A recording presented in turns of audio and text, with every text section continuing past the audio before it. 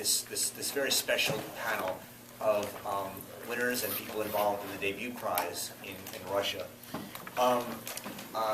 John Narens, the head of Causa Artium, who organized this event, and there's a tour there. They spoke at the New York Public Library this weekend, and will be at Harvard this week. Yeah, Wednesday. On Wednesday, has organized a great organization, Causa Artium in New York, which supports and organizes artistic events in the city, and it's a real pleasure for us to work with him on this. We actually did a prelude to this last year in New York City at my apartment, and it was an amazing evening with some of the same people. Just a couple of announcements, because I'll let him do most of the introductions. There are 3 books that are going to be available for sale afterwards for anyone who'd like to buy them. 2 of the collections of writing from people, winners of the debut prize in Russia. And I have the Squaring the Circle one, which I can recommend. And then also the novel winner of the Russian Booker Prize by Olga Slavdikova, who's here, who's been one of the patrons of and judges of the debut prize. And it's a real pleasure to have her and the rest of the winners of the debut prize here at Bard. It's a real treat for us, and without taking away too much time. One last note. Afterwards, there'll be a chance to buy some books. There'll be questions about both literature, but also about anything else you want to know about Russia and politics, anything else you want to talk about. But afterwards, there's going to be a reception with dinner for all of you. You're all invited at the Arendt Center down on Annandale Road. And so if you'd like to come, please make your way down there at about 8 o'clock, 8:15, for dinner at the center, where you can continue the conversation. So thank you very much, and John Narens. And can I actually need your book back? Because we're going to read from one of these. Welcome, Roger, thank you so much. We're thrilled to be here. A little bit, very briefly, about our organization. Causa Artium was founded by 2 of us as people who are involved in the arts. As I'm involved in literature as a writer and as a critic, and Elena Sarny, the co-founder, who's sitting right here, who's a wonderful artist. And we do all sorts of things in the arts that include things like this, literary events. We have artistic events and concerts and all sorts of performances. We also have projects that are in literary and art criticism and scholarship. We're making a great database for information about the arts, Russian art of the second half of the 20th century, Soviet art, the unofficial art, the art of the opposition, where we're interviewing thousands and thousands of taped hours of interviews with the participants and the witnesses, and it gets turned into this trackable database. You can look anything up. It's interesting stuff. So, and in June, we're also having a festival of Russian arts in New York, which will involve some of the writers here, and much, much more. And it's an amazing thing that New York actually doesn't have a serious Russian arts festival. This program we're doing together with the Debut Prize Foundation. It's really important, we feel, to bring Russian literature of this new generation, of the youngest generation that's now writing and taking their place on the stage in Russia, for any number of reasons. The most obvious reason is that there's a generational change taking place, and the people who are now coming to the fore are people who are generally, might at best have very young childhood recollections of anything that really had to do with the Soviet Union. The previous 2 generations, the last Soviet generation, the perestroika generation we could call them, and the first post-Soviet generation, were united by a single task. And that task was to somehow account for and cope with the legacy of the Soviet 20th century. What's amazing is how quickly Russia has moved ahead, and things tend to change there incredibly rapidly. And they've gone through the period where that was their main goal of dealing with this, through a period of, all right, that's moved off, we don't have to talk about it anymore, into the point where it's so much become a matter of history that it's treated as this interesting, distant thing, that it becomes even a matter of kitsch for them. So you'll see this in some of the things that are actually read today, and there's a lot to say about them. But their world is different, and their concerns are different, and their worries are different. And Russia is still at the same, for all that we somehow have this sense, I have a sense that American culture since the end of the Cold War has this notion that, all right, that's over, done with Russia, finished with that. Meanwhile, it's still one of the world's great cultures, and it's still one of the world's great powers, as sometimes when things begin to go slightly wrong, people remember in the State Department. So I think there's a lot of reason that to want to know them and to want to understand them. And I think that it's important that I think we don't. I think in a certain sense our notion of what Russia is like is a generation behind. And at the same time, this is true for their generation in general, and it's true for their generation in literature, which is also in important ways very different from the literature of the previous two generations. And that's something you might want to ask them about when we get to questions and answers. And they have a lot of interesting things to say about that. So in short, that's this program. It's an ongoing program to bring people together with the debut prize, winners and finalists of the debut prize, here to America, to introduce us to something which I think is a very important phenomenon, both socially and literarily. All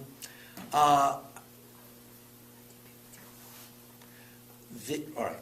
Let me then introduce the people we've brought here today, and in particular, then Olga Slavnikova, who is the director of the debut prize, will say a few words. Olga Slavnikova is one of Russia's best-known and most important novelists today in Russia. And she also is the director of the debut prize, and she has been for the beginning. The debut prize has been around for over a decade now, and it's become one of Russia's most important prizes. We have brought 4 young writers from the prize. Dmitry Biryukov. Why don't we do this? Let them say a few words about themselves. Can I ask, how many people here speak Russian to some extent? Okay. Ну, замечательно, отлично. Но все-таки недостаточно, чтобы не нужно было перевод. Okay, so why don't I do this? And each of them say a few words about themselves, and then Olga will speak a bit about the prize. Ну, скажите, каждый просто несколько слов про себя. Здравствуйте, меня зовут Дмитрий Бирюков. Я родился в Новосибирске, в Сибири. Hello, my name is Dmitry Biryukov. I was born in Novosibirsk in Siberia. Несколько лет я жил в Москве, а теперь вернулся в свой родной город. He lived for a few years in Moscow, but has returned to his native city. Я хочу сказать, что начал писать, серьезно писать, именно благодаря тому, что узнал о существовании премии «Дебют». And what he wants to say is that he actually began to write, seriously to write, specifically when and because he heard of the debut prize. Что-то писал я всегда, с раннего детства. Я любил читать. He had always been writing things, and he loved to read, and he had written things to some extent since he was a kid.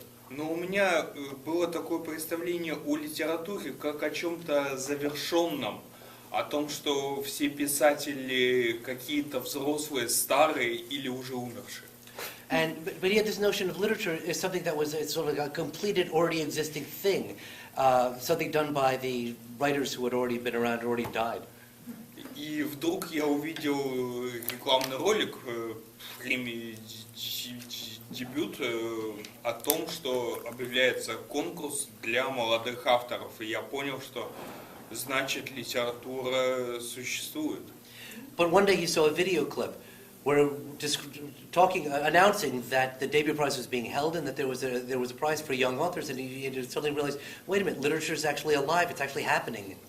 А потом в интернете я увидел сайт премии «Дебют», где были выложены тексты некоторых финалистов, и я понял, что да, это настоящая литература, и решил, что пора бы уже самому писать более серьезно. And then eventually found in the internet he found the site of the prize where he could read some of the works of the authors and realized, yes, this really is real literature, and I should be getting down to writing it. Ольга, скажите немножко про себя. Добрый день, спасибо всем, кто пришел. Меня зовут Ольга Славникова. Я уже не молодой писатель, я пожилой писатель. Good evening. My name is Olga Slavnikova. Welcome. Thank you all for coming. She says she's not one of the young writers. She's a middle age writer. Я помню, как русская литература в годы перестройки сначала была на гребне интереса, а потом вдруг стала никому не нужной. And she remembers the development of how these things happened, how back in the perestroika epoch there was the crest of the wave of interest in literature, and then it seemed to just disappear. Я работала в то время в журнале «Урал», это толстый литературный журнал, и тираж взлетел до 200 тысяч, а потом упал практически до нуля. She was working at that time. There's in a literary journal called Ural in the Ural Mountain region. It's one of what they call the thick journals, the literary journals. And there was a point there where the run of the journal went up, approached 200,000 copies, which for a regional literary journal is ridiculous. And then it fell to virtually nothing. Книжный рынок дал дорогу всякому литературному мусору, тому, что называется трэш. Серьезная литература была практически не востребована. The market, the literary market, the book market, opened the way for a mass of literary, essentially garbage, which in Soviet times it wasn't that easy to do that. Anyway, for this whole bunch of literary garbage and serious literature fell by the wayside. Я в это время была уже финалистом Букера за свой, финалистом Русского Букера за свой первый роман «Стрекоза, увеличенная до размеров собаки». She had by this point already become a finalist for the Booker Prize, Russia's most important literary prize, for her first novel, which was called A Dragonfly Enlarged to the Size of a Dog. И карьера, в общем, складывалась успешно, но я вдруг поняла, что рискую оказаться в роли героя рассказа Брэдбери «Последний человек на Марсе». So her literary career was doing all right, but she suddenly realized that she was risking becoming essentially the hero of Bradbury's story, The Last Man Alive on Mars. It could be that it's always dangerous when you get to reverse translating of titles of things in English. Ну и, в общем, когда мне предложили работу, когда фонд поколения, это такой благотворительный фонд, основал эту премию, предложили мне работу директора премии, я поняла, что это как раз мое дело. And then one day she was offered this position to direct the debut prize by the Generation Foundation, which is it's a charitable foundation that backs the prize. She realized that was her calling. И оказалось, что это очень благодарное занятие, потому что вот это новое поколение, которое сейчас идет в русскую литературу, оно действительно уникально, талантливо. And it turns out it's really rewarding work because this new generation, which you're going to be hearing from today, these writers of this generation are really unusual, anomalously talented. И вот уже 12-й год я занимаюсь премией «Дебют», и, в общем, у нас сформировалось целое поколение, которое таки называют поколением «Дебют». She's been doing this for 12 years now, and there's already a generation of writers who they're referred to sometimes as the debut generation. Сейчас старшим нашим лауреатам и финалистам по 36, и в этом возрастном пласте нет ни одного сколько-нибудь известного писателя, кто не прошел бы через дебют. The oldest debut prize participants, recipients, are about 36 now, and in the Russian literary life, you pretty much can't find a single known significant writer in that age category who hasn't gone through the debut prize, who wasn't a recipient or finalist for the debut prize. Вот эти молодые люди прошли огромный конкурс, и я очень рада, что мы здесь сейчас. And so, as you'll hear, these young writers have actually triumphed in a truly enormous literary competition, and how enormous you'll hear in a minute. And so she's very glad to have the opportunity to bring them here to you. Okay. Good evening. My name is Alisa Ganieva. During the last several years, I live in Moscow and work as a literary critic and essay writer and so on. But initially, I'm from Caucasus. It's south of Russia between Black and Caspian Sea, and I'm from a small, very heterogeneous and very multinational republic called Dagestan, where now there are lots of painful problems now. There was established a group of young people who believe that independent Islamic State will solve the problems of corruption, police lawlessness, and so on. And it's continuing struggle between these young men maybe 20 years old and even 17 years old. Actually, they are teenagers. So there is struggle between them and policemen. They are shooting each other and so on. But there is parallel life with weddings and bathings, and it was very interesting for me to write my first piece of fiction about my native region. And 2 years ago I sent my manuscript about today's Dagestani life to the competition of debut prize under male pseudonym. And this prose is, this long story is published in the collection of stories called Squaring the Circle under my male pseudonym. And my real personality was revealed only during a awarding ceremony. And it was a sort of literary tricks, and I really was surprised when it did succeeded, and even Olga was delusioned that I'm a young, brutal man from Caucasus writing something. She was for a while. Olga apparently caught on slightly earlier than Alisa actually thought, apparently. And once when shortlist was announced, I met one of the famous Russian writers who was in the debut jury, and he asked me, well, you know, there is rather talented young man from your native republic. Do you know him? Do you meet him? Or maybe do you communicate with him? And I told him that, yes, we sometimes write each other letters and so on. And he asked, well, is he handsome? And I answered, maybe he is. I can say that he is handsome. Anyway, this was a great story. She was able to hide this, and really nobody except Olga knew this until the ceremony itself.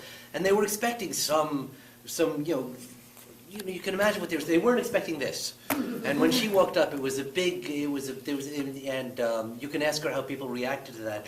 The one reaction which I really loved was the same member of the jury who asked her that question. Later on, said, how could I not tell that was written by a woman? They think that they should be able to tell that, right, for the style of writing, and killing herself about that. But anyway, that's a great story. Igor? Hi, I'm Igor Savelyev. I'm from Ufa. It's a big industrial city. Sorry, can you hear back there? Can you hear in the back? Not really. Может погромче, просто. Okay. I'm Igor Savelyev. Hi, I'm from Ufa. It's a big industrial city in Ural, between Ural and the Volga region. I'm journalist, prose writer, and literature critic. I work in newspaper. I'm crime reporter, but in my short novels, I don't write about crime. It is not interesting for me. I write about young people, about my generation, and Okay. в общем-то все. Замечательно, отлично. Okay. Thank you. And again, any more? There'll be question and answers. Irina? My name is Irina Bogodyareva. I was born in Kazan. It is Tatarstan on the Volga. And I grew up in Ulyanovsk. It is the city where Lenin was born. I am a prose writer. I have 2 books now. My new book was published in the end of last year. I write about people of my age, about their wishes and searches and so on. And one of my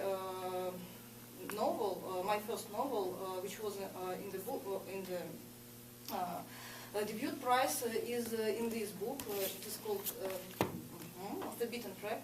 It is about hitchhikers in Russia. So. And this thing about it, actually, I should mention that the book which made Igor relatively famous in Russia was called Pale City. It's also in this collection, and it's also at hitchhiking. There's a hitchhiking subculture for the youth. And these things become particularly important at a time of generational change like this, because they need places where they're going to go, where they're going to be separated from the parents' generation, where their life is going to be sort of established as the center for the world that they're living in. So, John, 1 second. Yeah. Just If there are people having trouble hearing, there are some seats in the front row, and I welcome you to come down. Yeah, we'd love to see you. Please do. So then what I think we'll do then is let's get into the readings then right away. And as soon as we finish the readings, we can go into question and answer. There's a lot of interesting things to tell.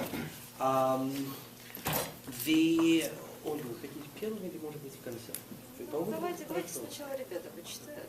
Да, я тоже так думаю. Тогда кто хочет? Алиса, давайте начнем. Shall I tell about the plot? Да. Скажите, да, главное, как организована книга? So the story is called Salam Dalgat. Salam is the sort of greetings, and Dalgat is the name of a young man who moves about the town, and he meets different people and witnesses different happenings. There are lots of conversations in the Dagestani version of Russian language with different local expressions and so on. And this is one of the scenes during wedding ceremony. So the point is that it's a way of giving, would this be correct? It's a way of giving a sort of a complete and varied picture of various aspects of life in Makhachkala, the capital of Dagestan. And so what to give you a flavor of it, we've chosen one episode and sort of shortened it to give you something of a bit of the plot line. You have a sense of how it works. All of these are excerpts, and sometimes they're shortened when we needed to sort of spread out around the story to give you a sense of how it works. В здоровенных динамиках у стены послышалось шуршание, а затем захрипел путающийся с акцентом голос. Сейчас, дорогие друзья, родственники, гости, слово я предоставлю очень хорошему, очень почетному человеку, который все делает для родных, много достиг в жизни и, помогает им во всем. И в этот день, когда соединяются сердца наших дорогих Камала и Амины, он скажет им напутствие. Слушай сюда, Камал, потом поговорить успеешь. Тебе сейчас, уважаемый Адимир, расскажет, как тебе поступать в будущей семейной жизни. Адимир, вот скажи мне. Лей, земляк, не знаешь, что сказать, да? Спросил грузный мужчина Далгата, не слушая косноязычного тамаду. Не знаю, отвечал Далгат, подцепляя масляное чудо. Бардак же кругом бардак, качал головой мужчина. Из динамиков уже несся голос Адимира. Loud rustling sounds came from huge loudspeakers by the wall, and then an accented, unsure-sounding voice spoke up hoarsely. And now, dear friends, relatives and guests, I give the floor to a very fine and respected man who has achieved so much in his life, knows no bounds when caring for family, and helps them in everything they do. And today, as the hearts of our dear Kamal and Amina are united, he will say some parting words to them. Listen closely, Kamal. You'll get a chance to speak later, after our dear Ademir advises you how to proceed in your future family life. So, Ademir, what do you want to tell us? You're at a loss for words, aren't you? The burly man said to Dalgat, ignoring the faltering utterances of the master of ceremonies. I don't know, said Dalgat, impaling a greasy chudu on his fork. This is a mess, just a mess, the man said, shaking his head as the voice of Ademir issued from the loudspeakers. Сегодня соединяются сердца представителей двух народов, двух великих народов Дагестана, вдохновенно и с пафосом говорил голос, аварского и лакского. Мы очень рады, что наш Камал, которого я еще помню вот в таком возрасте, теперь такой джигит, орел, и что он женится на самой красивой девушке Амине из знаменитого аула Цавкра. Весь мир знает канатоходцев из аула Цавкра, и я желаю Камалу, чтобы со своей женой ему было легче, чем канатоходцу на канате. Давайте выпьем за эту новую семью. Пожелаем, чтобы у Камала и Амины родилось 10 детей, и все радовали своих родителей. Адемир, видимо, поднял бокал, так что все мужчины встали. Далгат тоже поднялся и пригубил для вида. Today we see united the hearts of representatives of two peoples, two great peoples of Dagestan, the Avars and the Lakhs, said the voice, laden with a mix of inspiration and pathos.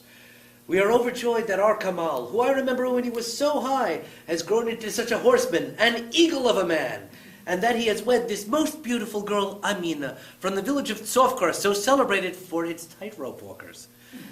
I wish Kamal that his life with her will be much easier than treading a tightrope. So let's drink to this new family. May Kamal and Amina have 10 children, and that all are a joy to their parents. Ademir had evidently raised his glass as all the men now stood up. Dalgat also sipped at his vodka for appearance's sake, and once they were seated, the burly man again turned to him. Когда снова уселись, грузный мужчина опять обратился к Далгату. «Я вот этими руками всю жизнь что-то делаю», – пожаловался Сайпудин. «И все просто так уходит. Туда отдай, сюда отдай, в школе учителю отдай, в ВУЗе за сессию отдай. Дом же есть, никак не построить, 20 лет строю, теперь сына на работу устраивать, надо деньги собирать. Жене говорю, цепочку продавай, жениться будет, как свадьбу ему сделаем, красть придется».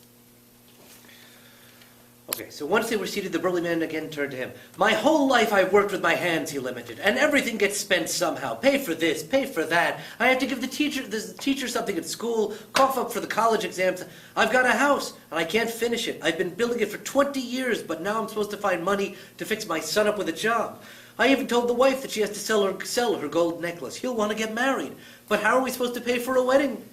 It's going to have to be theft."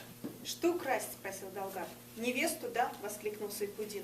«Тогда банкет собирать не надо, просто мага сделаем и все». «Нет, плохо жену красть, это чеченцы крадут, а мы не крадем, нет», – вмешался седой мужчина, сидевший напротив. Далгат обратил внимание, что у него на голове, несмотря на жару, высится каракулевая шапка. What are you going to steal?" asked Dalgat. "A bride for him," Saifuddin explained. "Then there won't be any need to throw a banquet. You just do the marriage ceremony and that's all." "No, bride stealing is bad. The Chechens do that, not us," interrupted a gray-haired man sitting opposite them, who despite the heat wore a tall Astrakhan fur hat. «Вах, Далгат, ты что здесь сидишь? Танцевать идем!» К Далгату нагнулся троюродный брат, белозубый, с умными глазами. «Привет, Малик!» – обрадовался Далгат, поспешно вставая с места. «Иду». Малик с друзьями успели тихонько умыкнуть жениха, невеста, как и принято, сидела с кислым лицом, а Далгат продолжал выискивать Халилбека.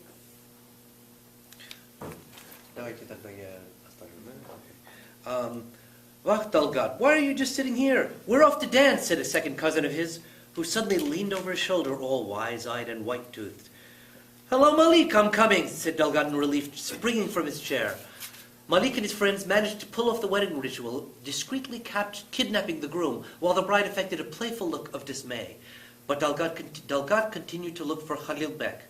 There were Aydemir Khalilbek and the groom's father Zalbek, and some important guest officials or other.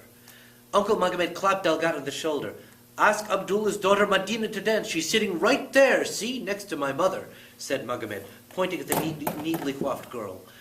"Go when the music starts." Dalgat shied away. I need to talk to Khalilbek," he told Magomed.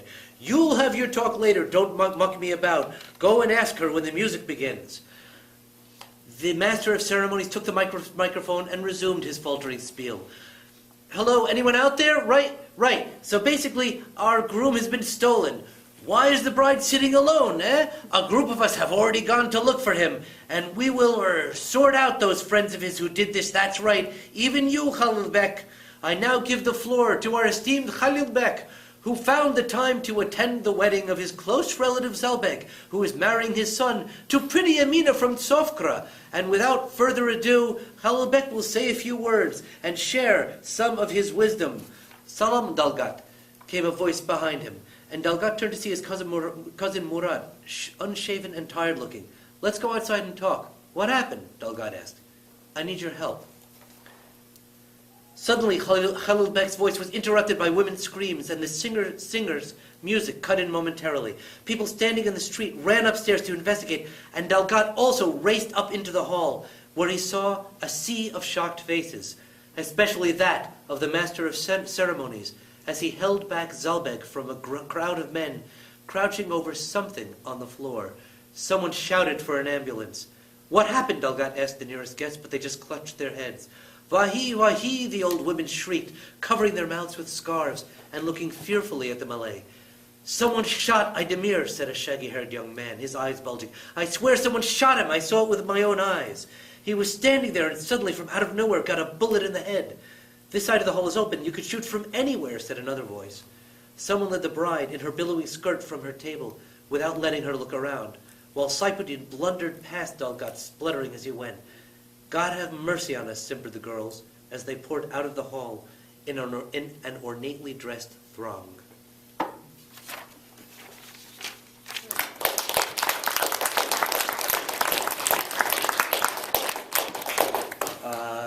You can.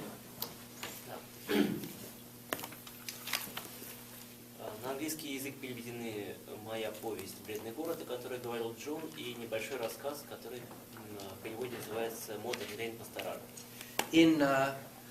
Two of his works have been translated into English, Pale City, which I mentioned before, which is actually in this collection, and a shorter work, a story called Modern Day Pastoral, which is in this collection.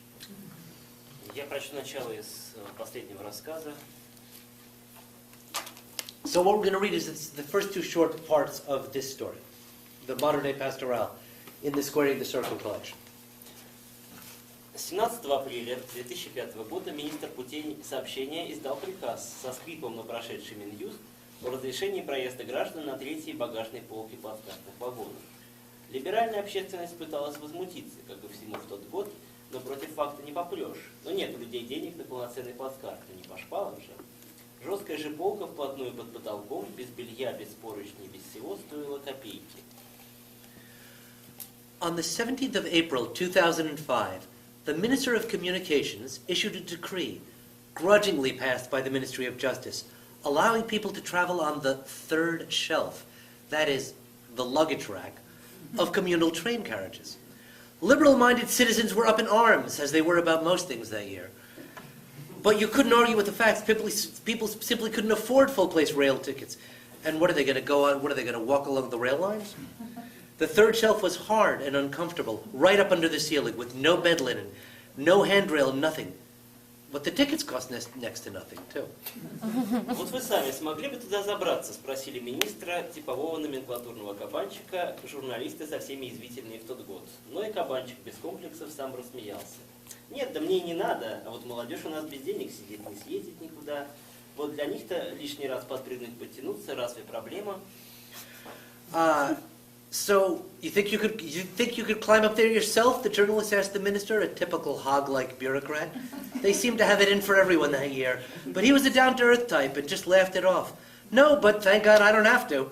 The young people, though, they don't have any money. They can't afford to go anywhere. And it's not going to be hard for them to climb up and down, right? Okay. 3 days before, that's part one. Part two. 3 days before the trip, Elena experienced her first kiss. Her girlish innocence was well and truly shaken and stirred. What about the train journey? Nope, no big deal. She would cope. The thing was, Ellie didn't like trains. The stuffiness, the threadbare sheets, the obligatory sweaty traveling companions. Last summer she had gone to the seaside with her parents. Now you see how old-fashioned she still was. It was torture. What she had found particularly repellent was all those naked legs hanging down from the upper bunks, dangling in the aisles. They were ugly, old, and calloused. You had to look where you were walking. You might find someone's foot in your face. Ugh, disgusting. But on the way back, testimony to the miracles of seawater. The same legs were beautiful, clean, and youthful. This time there was no sea, and the summer was essentially over. But it was still an adventure. Ellie was trembling with happiness, although she kept telling herself, it might fall through, it might fall through. She had told her parents, her doting, touchingly clueless parents, the first lie that came into her head, something about a friend in the city of Samara. Which friend is that then? Oh, Dad, you know, we met at the seaside last year. His name was Martin. Well, it was really Marat, but that wasn't really nearly as interesting. When a boy lets his hair grow rather than messing about with it, it's just gorgeous. His striking features and wide-set eyes, it was the first time it had happened to Ellie, and she was totally smitten. He was into live-action role-playing games and spent about 2 hours hard-selling the techniques of the movement to her, stressing the emotional involvement and how it was more than just waving wooden sticks about. She didn't need any convincing. She would have readily bought into any interest he might have had. Would she go with him to the role-players' convention in the far-off town of Vensk? In a heartbeat. To be honest, she would have done anything for him. Anything. But hang on, don't get carried away. You're not his girlfriend yet. Anyway, he believes in free love. He already said so. Have you ever traveled on the third shelf, he asked? No, you're not supposed to, are you? Well, they just changed the rules, so you can now. It's really cheap. We've done it a couple of times. You just need to learn how to hold on. It's easy. I'll show you. Look. Ah! Calm down. It can't be that bad. And she smiled a pale smile to herself. Whatever it takes.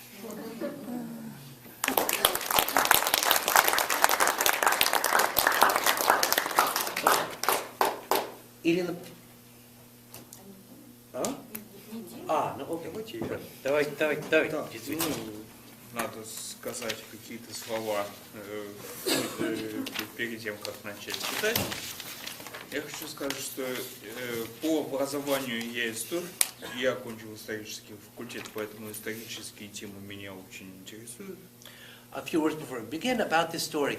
And Dmitry himself is a historian by training, and so historical issues are of particular interest to him. Но в литературе, наверное, больше внимания я уделяю тому, как история воспринимается в современности, воспринимается нашим молодым поколением. But in literature, what particularly interests him is how that history is perceived by people, and particularly by the people of his own generation. И вот отрывки из рассказа, которые я сейчас прочитаю, как раз посвящены именно этой проблеме. And the excerpt from the story that we're going to be reading now is dedicated to specifically that theme. Давайте я сейчас скажу немного о том, как сократили, чтобы было понятно, right?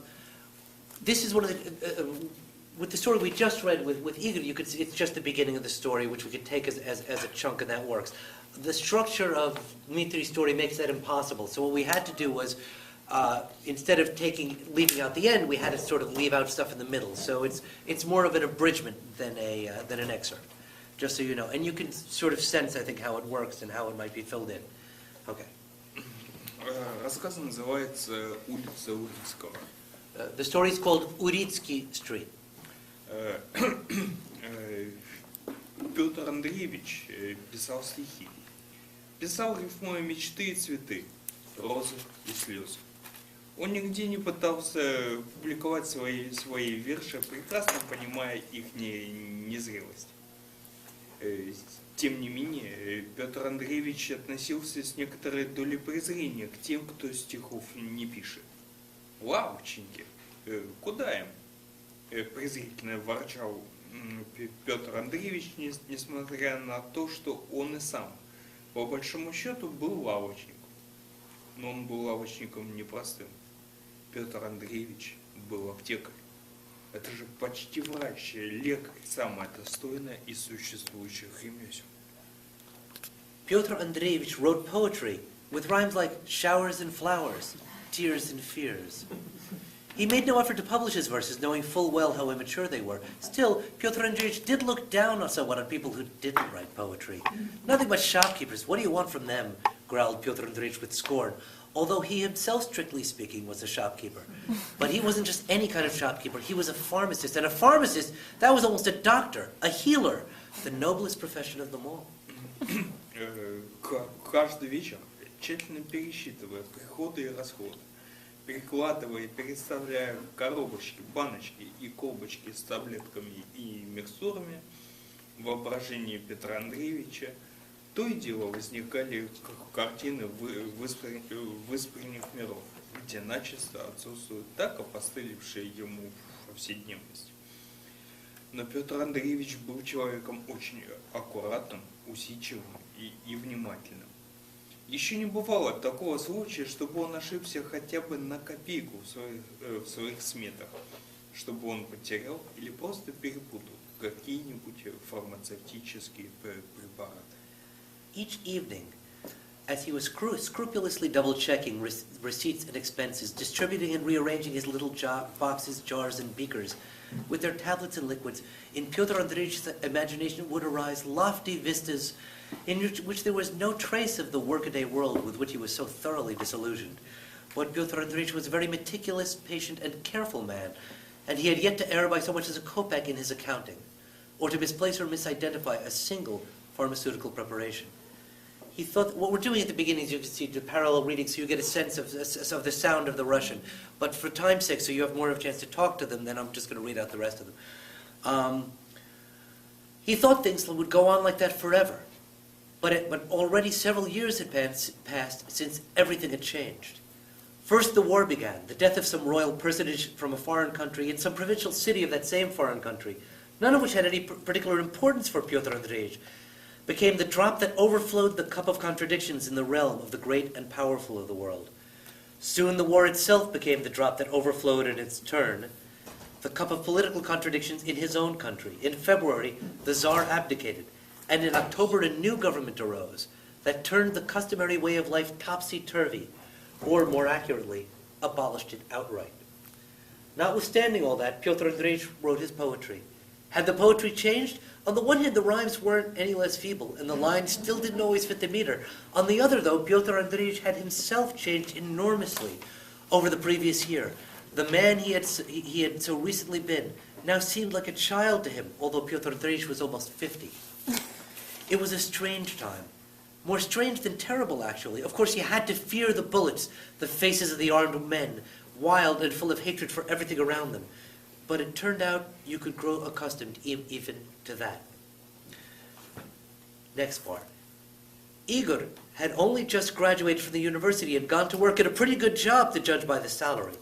Naturally, no one had any use for the things he had spent the previous 5 years learning. Palatalization and the reduction of certain sounds in the old Slavic language, the varieties of verbal imagery in literature, the themes in the works of Sophocles, Dante, and Nabokov. None of that was of the slightest interest to his employers. A sales manager for construction materials required a somewhat different brand of knowledge. Having said that, mastering that knowledge had presented no particular challenge for Igor. It was all intolerably boring, but Igor, gritting his teeth, told himself that he could do what he loved in his spare time, that the main thing was to do it without starving. He was really only afraid his interests might narrow, ultimately confining themselves to brands of cement and varieties of siding. Yes, back at the university, his teachers had taken note of his unconventional way of thinking, his passion for his subject. They had said that Igor would go far. He hadn't, though. Soon Igor had reached the point where he was able to fly the parental nest and take a one-bedroom apartment. Picking up the keys from the landlord, he set off for his new abode. He quickly located the building marked number such and such, Uritsky Street. He entered the building, went up to his floor, and turned the key in the lock. We should have said at the beginning, Uritsky was the first leader of the Cheka, what became the KGB later on. This is important. Next part. They came down early in the morning. Pyotr Andreevich was still asleep. The men in gray overcoats kicked the door down, dragged him out of bed, and led him outside, still undressed. They took him to an office somewhere where he sat for a long time, waiting for the head of the institution, whom Pyotr Andreevich began to think of, in the language of the old days, as the department chief. Finally, he came. "So the good times are over, huh?" The department chief shouted right in Pyotr Andreevich's face. "I'm sorry, I don't quite understand," muttered Pyotr Andreevich. "What's to not quite understand?" The department chief interrupted him. He was a relatively young man with curly hair, and he hid his shifty eyes behind the round lenses of his glasses. "Why have I been brought here? I haven't done anything." "Haven't done anything?" Again, he didn't let Pyotr Andreevich talk. "Tell me, my dear fellow, what do you do?" I'm a pharmacist," managed Pyotr Andreevich, stuttering the words out. It turned out to be harder for him to pronounce those few words than to drag a huge crate of medicines from one place to another. Yes, it was literally a physical exertion. And having named his profession, Pyotr Andreevich might have collapsed to the floor, out of breath and exhausted. "No, my dear fellow," screeched the man across the table. "Let us put it more directly. You are a private entrepreneur. And you know what that is, a private entrepreneur? You're a foreign element to the proletariat." The department head sat down and smoked a cigarette, while the arrested pharmacist, the foreign element to the victorious class, stood where he was. He was left standing there for at least 2 hours more. His legs began to go numb, and his consciousness went dim from the questions that were repeated again and again, but remained so very meaningless to it. Last part. A disturbing dream came to Igor. At first in the mornings he couldn't remember what happened to them, but he always woke up in a cold sweat. Today was one of those days. For some reason Igor was nervous. He kept forgetting all sorts of little things, and nothing he did seemed to turn out right, so that at the end he earned himself a reprimand by his superiors. Eventually, though, the plot of his dream began to grow clearer. He came home that evening, but somehow there was none of that comforting, cozy feeling he had been anticipating. Mitya, his neighbor, rang the doorbell and burst into Igor's apartment, a bottle in his fist. Mitya had already begun celebrating something, even he didn't know what. And his arrival at Igor's place was supposed to put the final touch on the end of the work week. He was animated. He was always that way when he had heard a new joke and needed to tell it at once to all his friends. Imagine this, Igor, old buddy, I saw this commercial on TV. It was about exercise equipment and crap like that. So they had all this stuff, and the warehouse house, it was in the city of Kazan on Uritsky Street. Switch the cities, and you could walk over and pick up your purchase. It'd be great. Mitya knocked back his shot glass full of vodka and chugged some juice right from the carton to wash it down. It's past time we did away with the cities completely, said Igor with a groan. Everywhere, the same streets, the same people, the same buildings. And anyway, Igor continued, isn't it an insult to our history that we pronounce these names every day? Without thinking anything of it, we say Uritsky Street or Dzerzhinsky Prospect, without stopping to think about the names, without considering what it is we've just said. Igor was obviously talking to the empty space before him. Mitya was entirely incapable of grasping those notions. What do you give a damn? So long as the bus stop's closed and they clear the snow in winter, what's the difference if they call it Joe Schmo Street? No, Mitya, it matters. The thing is, you see, I've been having the same dream every night. What's the dream about? It's nothing. It's about this pharmacist.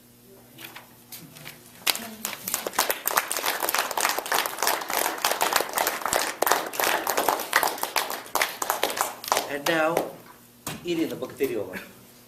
I'm going to read an extract from. Громче. I'm going to read an extract from my short story. It is about a girl who was. It is about a hitchhiking too, and it is about a girl who was picked up by a lorry, truck driver. Yeah, long distance truck driver, right. And you will see what happened after that. Джон, мы читаем как первый раз. Ну, что как первый раз, все. Его звали Владик. Он был не только разговорчив, но и любвеобилен. Через час езды он сообщил мне, что хочет со мной покувыркаться. Я удивилась немало и даже не поверила, что он не шутит. Я была к тому моменту уже 5 дней на трассе и месяц как в вольном путешествии по стране. Не скажу, чтобы от меня воняло, но костром прокопаться успела порядочно. На дорогу я всегда одевалась так, что сразу не поймешь, кто голосует, парень или девица. А главное, в мытарствах я сама всегда забывала, какого я пола и вообще, что такое женская привлекательность. Лето – это дороги, походы, горы, солнце, дикость, одиночество и автостоп. Я – бесполое лохматое чудище под рюкзаком с себя ростом. Секса – 0. Мой драйвер заставил меня 5 минут истерически хохотать. It's called the seizure. His name was Vlad, and he was not only talkative, but he was a very loving fellow. About an hour into the drive, he announced that he fancied a roll in the sack with me.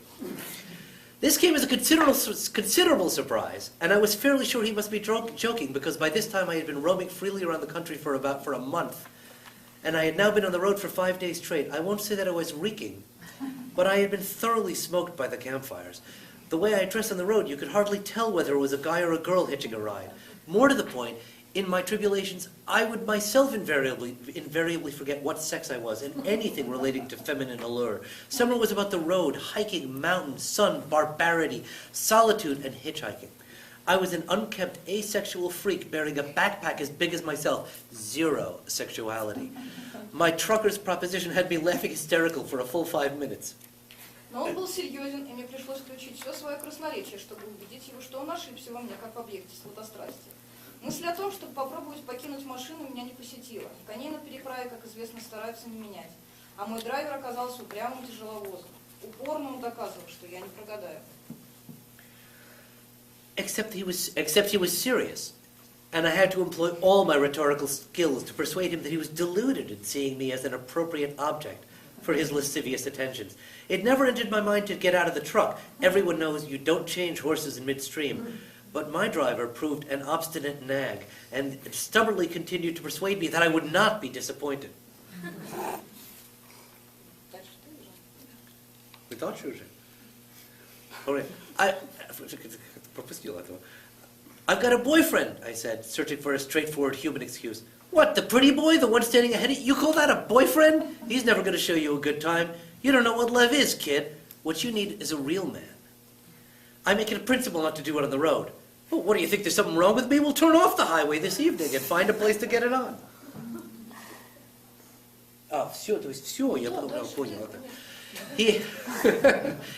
He had a huge belly, although he was hardly old. I stared at him wondering. He was just tenacious. The good roadside tarts have died out, he lamented. The whole way from Nizhny Novgorod, I didn't see a single decent one. Either they're like almost little schoolgirls, or they're old ladies already, pushing 50. What happened to the good ones? Do they all get, what do they all go get married? And me, what am I, a pervert or something that I should go for these? I snuck a glance at myself in the side mirror. A freckled, snub-nosed face, almost like an anime cartoon, looked back at me, wild-eyed, with dirty matted hair, a face that could barely be 20, although I was older than that. What could he be seeing in me? I looked away from the mirror with a sigh. What is it, you don't like me? Vlad asked without turning to me. I like you fine, as a person. Well, great, let's do it. No, it's precisely because I do like you that we're not going to do it. I don't get it. I don't want to wreck your life. What does that mean? It means what I said. I'm a witch, and it's dangerous to sleep with me, I blurted out. Now it was his turn to laugh, as if demons were tickling his armpits. He lost his grip on the steering wheel and practically swerved into the oncoming lane. I sat beside him with a grave and sullen look. Come on, kid, it's a bit much. This isn't my first day behind the wheel. It's not my first day on the road either, Gramps. Well, go on, prove it. What proof do you want? Well, okay, witch. What can you do? Oh, just little things. I can cure things. Colds, family spats, various things. Nothing too difficult, I faltered. I thought he might let it drop, of course. And of course I didn't say a word about the weird, cruel gift. The thing that suppressed me all my life. That gave me nightmares and headaches and made me so screwed up and difficult. Can you put the evil eye on someone, he asked. Stop coming on to me and I won't put it on you. Nah, I don't believe it. It's a load of crap. Go on, show me something. What am I supposed to show you? No, I didn't mean a striptease. I mean, show me something you can do. I scrutinized him for a moment and then let myself go. I started telling him about his life, that he had a jealous wife, that he didn't love her, and that she was always going on at him about not earning enough. I told him he had piles and gastritis and a chronic cold. I told him that he had a 5-year-old son that he loved and sometimes took with him on shorter trips. I told him his elder brother had been killed 2 years before in a head-on collision while drunk behind the wheel, and that his boss at the depot where he worked wanted to fire him, but that he shouldn't worry about it. Even if he did get fired, he'd get a better job with more money within a couple of weeks, and everything would work out, unless, of course, he touched me now. I don't know what startled him the most, but half an hour later, he was still sitting there, as white as a sheet, sweating worse than in the summer heat. He kept repeating a single obscene word, time after time, thoughtfully, drawing it out, almost chanting it. I could see the state he was in. It scared me, and I kept very quiet. After all, he was the one behind the wheel, and as they say, the devil is always at your elbow. But what had I told him anyway? All those ailments just go with the territory of being a long-distance truck driver. The only one I had left out was rheumatoid arthritis and something in the joints, because for the moment I couldn't remember what they were called. He had told me about his wife himself, and the fact that he was obsessed with anything in a skirt made it clear that there were problems at home. His son's toy Kamaz truck was in the cab with us, and his little baseball cap was tucked in behind the sun visor. I guessed the kid's age from its size. He had been grumbling about difficulties with his boss, and I just made up the bit about his future prospects to lighten the rest of it, and to encourage him to think positively, as the psychic on television when I was a kid was always saying. The bit about the brother was my only slip, coming from the cruel power I was born with. Well, Christ, I mean, just, holy crap. What are you? You advertise in the papers? I bring my friends to you. Oh, come on, that's just peanuts. I was pleased. It looked like I could relax. There'd be no more about sessions in the sack. Alas, his sexual imagination found itself a new avenue to pursue. Hey, I heard that if you sleep with a witch, you won't have any more problems in your life. Is that right? Vlad, where are you getting this bug from? Everything has to be by mutual consent, or else... Okay, I got it. I'm shutting up now. Listen. Never had a witch. What's it like with a witch?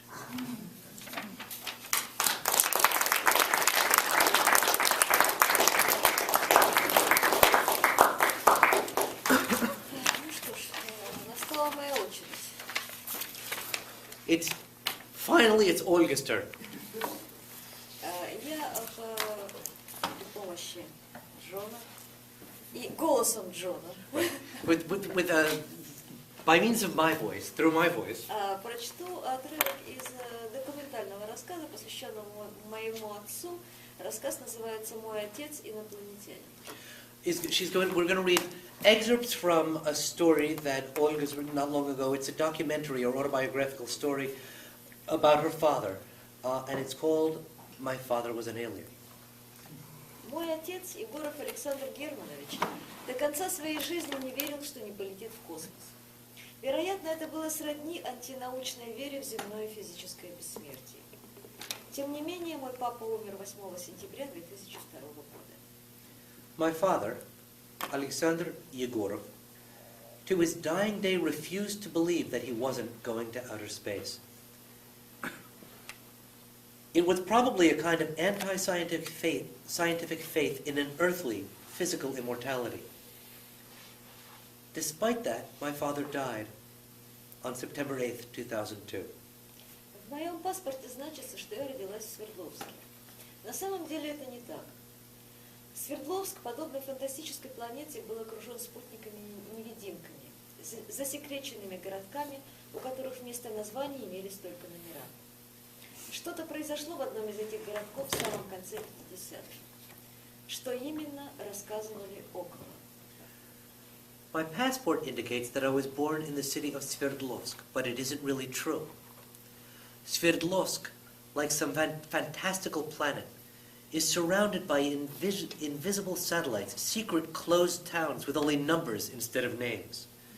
Something happened in one of those towns toward the very end of the 50s, but they would only talk around what it actually was. Якобы в лесу, куда обычно ходили по грибы, вырастали большие, как неприпеченные караваи, пятнистые подберезовики, а в окрестных деревнях рождались двуголовые телята. Одна голова нормальная, другая маленькая и лысая, как детский кулачок. Сам городок оставался пепельно-белым пятном. Из него мои родители сбежали, будто из тюрьмы, потому что уволиться просто так было невозможно. In the forest where we used to pick mushrooms, they said, the brown-capped ones now grew spotted and huge, like big round loaves of bread baked only halfway through.